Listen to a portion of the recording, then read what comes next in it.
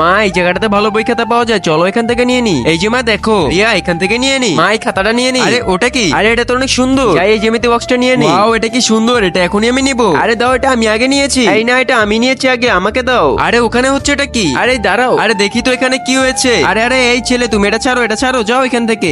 আসছে আমার এটা নিতে। বাবা তুই চল আমার সাথে, আমি তোকে এটা থেকে ভালো একটা কিনে দেবো। এই যে এগুলো লাগবে, এগুলো নিয়ে নে। লিলি বাবু তুমি কি করছো?